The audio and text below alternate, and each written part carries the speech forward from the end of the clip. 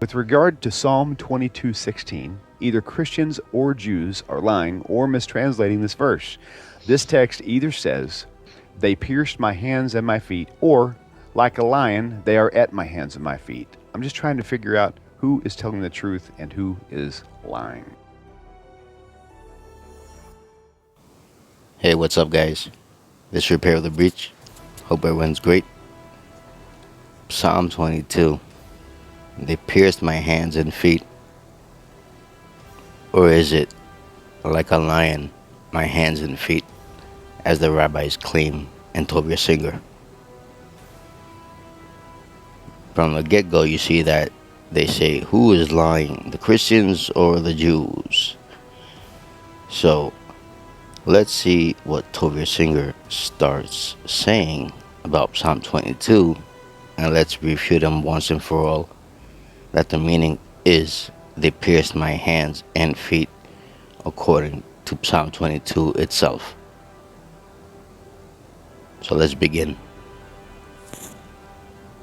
A very interesting question. The passage this person is referring to in a Jewish Bible will appear as Psalm 22, verse 17. In a Christian Bible, this exact same verse appears as Psalm 22, verse 16. It is the same verse. Let me read this text to you as it would appear in a Jewish Bible. Ki savavuni kolovim adas mereim hikifuni. For dogs have surrounded me, a congregation of people who are wicked people, they have enclosed me. Ka'ari yodai v'raglai, like a lion, they're at my hands and my feet. So here I just want to say that the argument isn't what the word kari means, but what the word actually said. If it's kari or karu, the difference is the yod at the end, which makes a big difference because if from a verb it makes it a noun. But let's continue. Who is that talking about? It probably is not very striking. You would probably have to know the context. It doesn't, if you knew the context, it would be easy to understand. But if And yes, from the context, it is easy to understand that is the crucified Messiah. There's no way around that. not, you might be confused. I want to do that a second time as that passage would appear in a Christian Bible, a King James Bible. It would read something along this order. For dogs have enclosed me, a company of evildoers have enclosed me. They pierced my hands and my feet. That's what a King James or NIV, a New American Standard, that's how that text will appear. Who does that sound like it's speaking about? Well, any person will immediately go, that sounds exactly like crucifixion. That sounds exactly like it's speaking about Jesus. What? Did you notice the significance of what he said? Once he read it, he said, oh, that sounds exactly like Jesus. That sounds like the crucifixion. You know? Why? Just because it says pierced. So if it does say pierced, will you accept that it is about the crucified Messiah? Let's see. You're a Christian or not, you have to go, who? They pierced my hands and my feet. That's very striking. That certainly sounds very Christian. It sounds like a crucifixion. How is it possible that I read to you the passage the first time and you really weren't sure who that was talking about? And read it a second time to you, same verse, Psalm 22, 16 or 17, depending on which kind of Bible you use, and it sounds immediately very, very Christian. Sounds like a crucifixion. The answer to that question is that there's one word that has been mistranslated by the church. Here we go again with the accusations against the church. Mistranslated. The accusation is not that it's mistranslated. The accusation is that you change the word from karu to kari, from dugout to like a lion. Now, in all the ancient manuscripts in the Greek and the Syriac, we see it's pierced, or in the Greek it's orixon, which is to dug out, dig holes. And even some Jewish translations translate it as pierced. But did you notice something? The translations all have it as a verb. The rabbis have it as a noun. So all translations, ancient translations, have it as a verb. They saw it with a vav, not a yod, as the rabbis claim.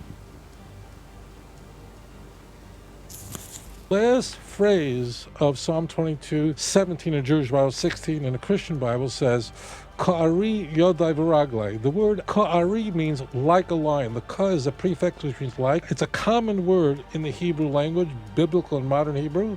It's a very typical name for a Jewish man. And throughout Psalm 22, King David uses a motif of animals, of lions, of dogs, of bulls. And though that poetic motif appears all over the text. In fact, So here is where we are going to get into the meat of the matter. And he also is going to try to use his deceptive tactic against the Christians, using supposedly the Christian Bible to support his view, which is something that he does a lot, and I dislike him for that. Yes, I do dislike Tovia Singer. I don't hate him, but I dislike dishonest people. It's that simple. if you go a little further in the same chapter, Hashieni mi pi aryeh, save me from the lion's mouth. Save me from the lion's mouth. Well, when did lions attacking David? What lions is David referring to here? We go a little bit earlier in verse 14. Fatsu olai pihem, they opened their mouth. Aryeh tar v'shoeg. These texts are all speaking about lions that are attacking him, but they don't mean literally lions. It doesn't mean King David found himself in a circus, in a zoo, in the lions den. Literally, it means his enemies. The church changed one text, one verse, the one word, and suddenly the meaning of the whole chapter changes. Again, with the accusations of the church changing the word. And did you see what he did? He posted two verses from Psalm 22 that mention a lion and said, see, a lion. Who is David supposedly being attacked from? The lion. So it's a lion. That's his point. Like a lion, not pierced. But we'll show using that same motif that it's pierced. Early Christian, no one believed these verses to be about somebody crucified. That is a later invention. And That's another lie. Throughout the New Testament, Psalm 22 is quoted. Just because the verse, they pierced my hands and feet, is not quoted directly, doesn't mean they didn't believe it. Jesus himself says to Thomas and to the apostles, behold my hands and my feet. Touch them. Put your fingers in the holes. you just change one word and then rip it out of context, you have a brand new message that sounds Christological. So let's get into it. In Psalm 22, 1, and in verse 11, we see that the Messiah is calling to God to help him and not be far from him. And there is none to help. So he's asking for somebody to help and not be far from him. That is a complaint from the Messiah. We also see the request though. Let's see it. In verse 22:19, but be not thou far from me, O Lord, O my strength. Haste thee to help me. So we see here the request of not being far and to help him. Let's continue. In verse 12, we see many bulls have compassed me, strong bulls of Bashan have beset me round. And in verse 13, they gaped upon me with their mouths, as a ravening and a roaring lion. That's the complaint. So in the request, we should see something about the bulls and about the lion with opening their mouth. Let's see. Save me from the lion's mouth, for thou hast heard me from the horns of the unicorns. So, save me from the lion's mouth. Now the horns of the unicorns are oxens, the bulls. So we see perfectly a symmetry again from the complaint and the request. So let's continue. Verse 16. For dogs have compassed me, the assembly of the wicked have enclosed me. They pierced my hands and my feet. Now the rabbis say, like a lion, my hands and feet. So which one is correct? If that is the complaint, we should see in the request talking about dogs and talking about a lion, if the rabbis are correct. If the Christians have the correct translation, meaning we should see dogs and something else, not a lion. So let's check it out. Psalm 22:20. Deliver my soul, blank, my darling, from the power of the dog. So, we see the dog mentioned here from the power of the dog, but what is delivering his soul from? Is it a lion or something else? Here it is. It's a sword. And what does a sword do? Exactly. It pierces. But you might ask the question, well, how do you know I'm telling the truth? But let's say you're not a Hebrew speaker. If you are, this is nothing I've said is revolutionary, intriguing. You go, well, I know what the word kari means. Well, I'm not Jewish. I'm Greek. I don't know how to speak Hebrew. I can see words, but I don't know how to speak Hebrew. But I can see in the context, by the Hebrew, by the way it's written, that it's talking about piercing. Now, again, ka'ari is something that we think was mistranslated. Something that you could find in the Targum, actually.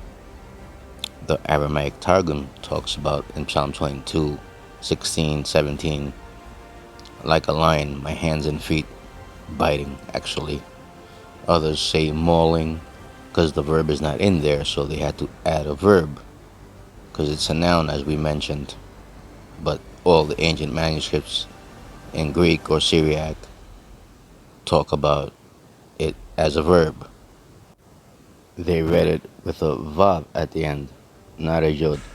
If your knowledge of Hebrew is not great, just barely working, you'll recognize that word. But let's say you don't speak Hebrew at all. Well, how do you know I'm telling the truth? Maybe Rabbi Singer and the other bunch of his Jews who deny Christ, who are enemies of the Lord, they don't want people to believe in Jesus. So the Jews changed it. That means that this passage always said they pierced my hands and my feet. The Jews don't want you to believe in Jesus, just like in the gospel they're portrayed as the enemies of Christ and Christ killers. And what the Jews did is, in order to hide the idea that the Messiah is to be crucified, they changed the words they pierced. A phrase that is completely unambiguous to like a line, which is very ambiguous, and you're not sure what it is unless you read it in context. And those Now, if you look at the middle section, you'll see that the wicked ones are the ones who mock him, the men, the bulls, and the lions, the Pharisees, the Sadducees, and the Romans, the dogs. They are the wicked ones. The Jews changed it. You'll hear this a lot, although the term that the Jews changed it, people don't talk that way anymore, but you can be sure the church fathers, all the way to the reformers, all did. They all used terms like that. But how do you know I'm telling the truth? How could you be sure? How could you be sure? How could you lay your head down on a pillow tonight and close your eyes and be at peace that in fact that you are following the truth? So how can you lay your head on your pillow tonight and lay in peace, knowing that you follow the truth now? What if you're wrong, seeing now that it is pierced there? And if you're wrong about this, what else can you be wrong about?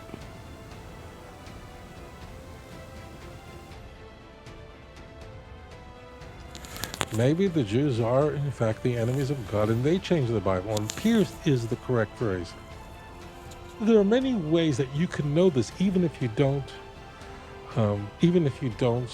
speak or understand Hebrew. You're going, well, how is it possible? Well, I can't tell you go to a dictionary, because maybe whoever did the dictionary changed it. I can't tell you to go to a Septuagint, which missionaries love to go to, because the original Septuagint was only 5 books of Moses, and it would be later Christians that would shape the current Septuagint that you buy on Amazon. Church fathers like Origen, and therefore the Septuagint that is accessible today is not from the hands of Jews before Christianity. You will be told this ad nauseum. It's nonsense. It's not correct at all. That's another lie. Actually, archaeologists have found fragments from chronicles predating Christ in the Greek. They have also found other Greek manuscripts of the Old Testament, not from the 5 books of Moses.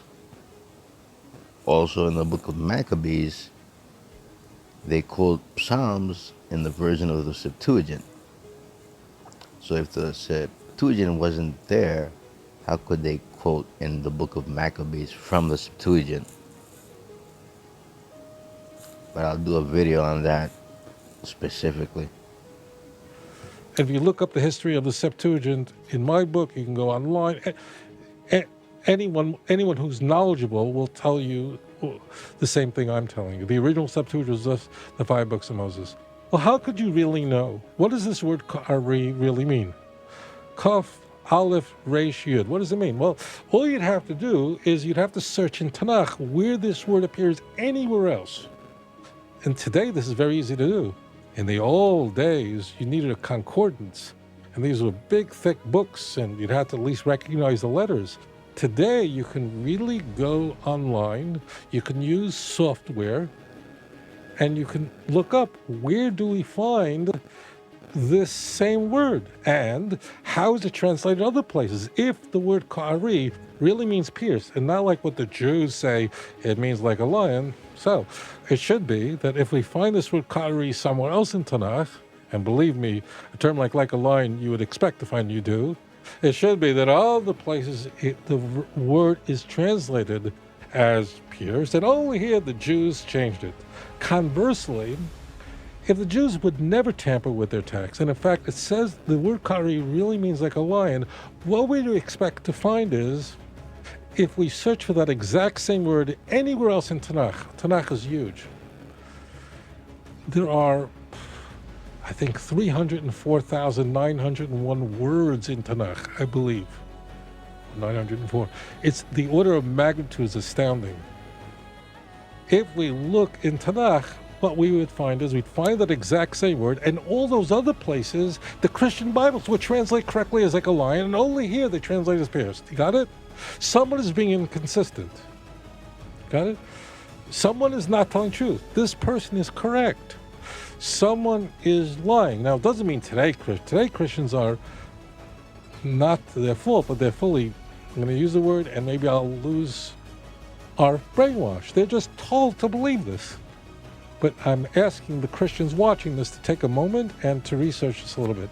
As it turns, So, as I've said, the argument isn't if we mistranslated the word karai, kari, but from karu, you changed it to kari. And King David never uses that word in the Psalms, ever, beside what you claim in 22:17 that it says. That's the only place in the Psalms where it's mentioned kari. But we say that it's saying karu, which is the gal or binding, like Kida, the binding of Isaac. Now I won't continue because I think we've showed in many ways that the correct translation meaning is pierced, and the original word would have been karu, not kari. God bless you. Christ be with you. May His grace be upon you. May the communion of the Holy Spirit be with you all. And Tovia Singer, good night.